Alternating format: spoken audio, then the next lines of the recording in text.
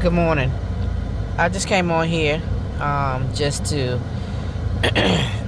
give another tip that I learned today. So today was a day where my family had to lay down another family member. And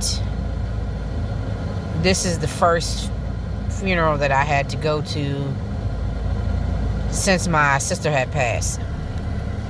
Now, I've talked about these triggers like so many times, and I'm learning about them as they happen. I didn't think that I was going to be able to stay for the service because I trigger I could trigger at any time. And this is something new to me where I have triggers, and I've never had triggers before. So I know in my next therapy session when I talk to my therapist this week coming up, if the Lord is willing, I am too. We're gonna have to talk about these things because it seems like it's coming like more and more. So I went there just to pay my respects and to, see my cousins and then give them all hugs and everything, because I don't hardly get to see them. Two of them I'm connected with on Facebook, and other than that, I don't see anybody. And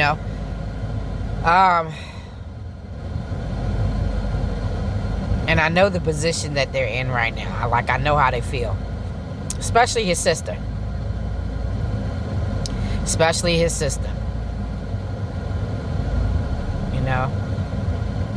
My little cousin passed away, and I didn't get to know him like I know his siblings. He was much younger, but at the end of the day, he's still family. And I felt like, it was my duty to go and pay my respects. And I feel them, and I'm praying for them, praying for their strength. And I had to go. It was important for me to be there, for them to show up. I know they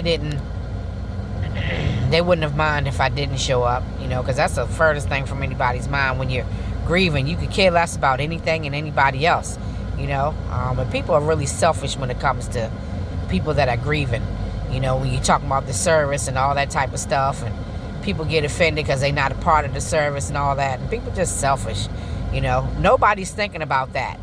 It's hard enough to put the service together for the loved one that has crossed over.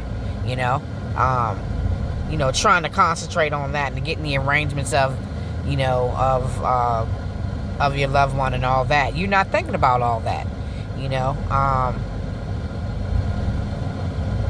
At the end of the day, I'm seeing a lot more people that are suffering from depression and that are grieving really hard. And never in my wildest dreams did I think that I'd be sitting here in this position grieving as hard as I do. Once you think that you'll be okay through something, you never know until you go through it. I've been dealing with hospice patients for years, medical patients for years. And, I thought that I would be able to handle things better. But I see that it's very difficult. It's very difficult. When I left out of there, I talked to my loved ones and my cousins and friends and everything that I saw, and I came out. Did the same thing. Greeted them and everything. The service is about to start.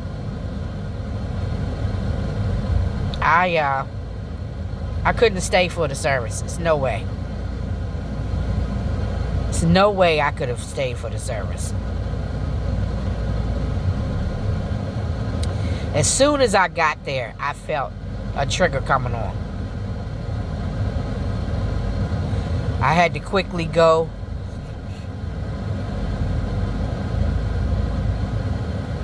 know, talk to my loved ones, give them hugs and kisses and everything, and, you know, give them my love and condolences and everything.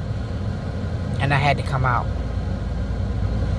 No sooner as I finished coming out, finished with my conversations and everything, as I was walking to the car, got in the car, and pulled off, it all came out.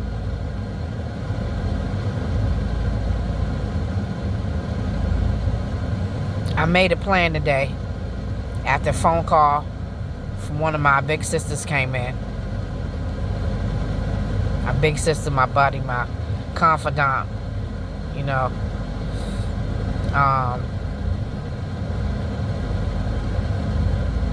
That I was going to do my hair today.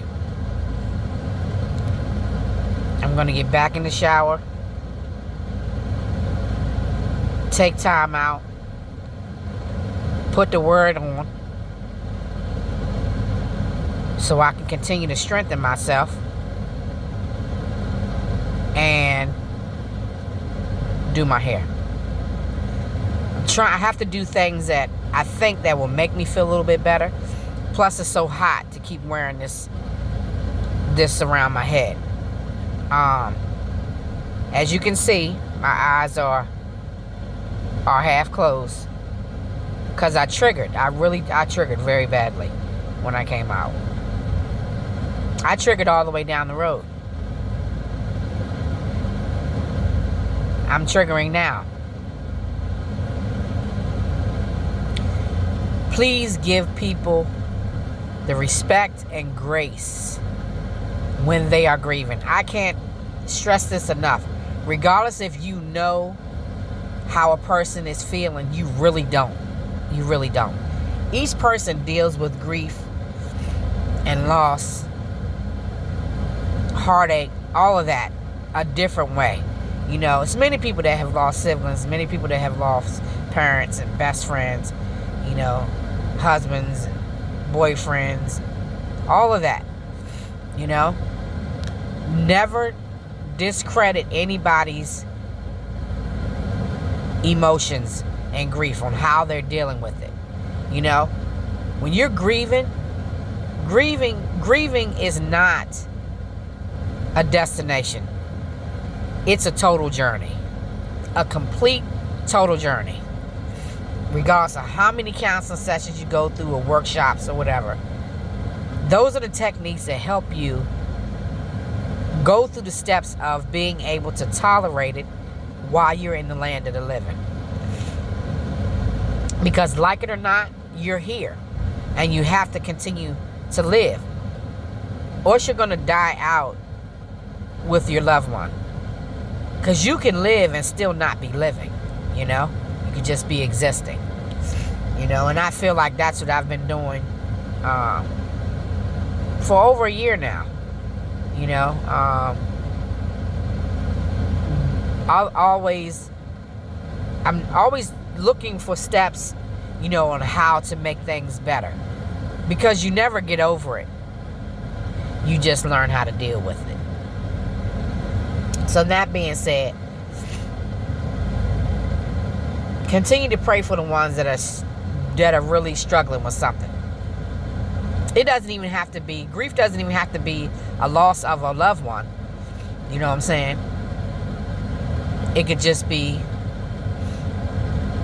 a loss period of just feeling something. You know what I'm saying? Where you're feeling emotionally down, you know? And you feel like people don't understand what you're going through or how you feel or whatever. So many mixed emotions when it comes to these type of things. Just give people grace.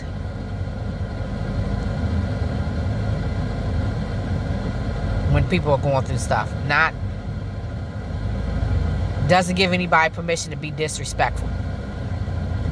Doesn't give anybody that type of pass. You know what I'm saying? We know you grieving and all that type of stuff, but you don't gotta get disrespectful. You know what I'm saying? We know you hurt. You know? We know you hurt. But don't get hurt. Y'all know what I'm saying. You know, at the end of the day. But I'm hoping that everybody that sees this, I'm hoping that you'll be able to go get some type of help. Because at the end of the day, those people, you have to be honest. Got to be honest about your feelings.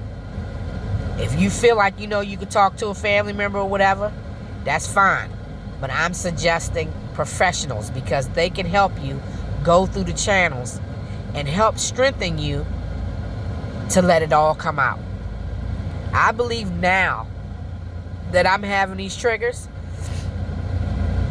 even though I think it's worse than when I first started, because when I first started, I wasn't having triggers. I think now this is a process of my grieving that's going to help me get through this, to let it all come out. To let it all come out. I did go through the process with my husband, you know what I'm saying? But with my sister, it's worse. I miss her every moment. I miss him as well. But my sister is my sister. Didn't have enough time to do everything that I really wanted to do for her, and I feel bad about it. Those are things that I feel on the inside. That I didn't hurry up fast enough. You know what I'm saying? Because life was lifing. Everybody's life was lifing. I just felt like I could have did better. She told me no. That I did everything that I could possibly do to make her feel like I was the best sister she ever had.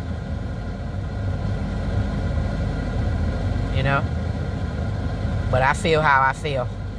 She know how I feel. And now that she's over in the kingdom, she really know how I feel. I love her. I miss her. Try to keep her spirit alive all the time.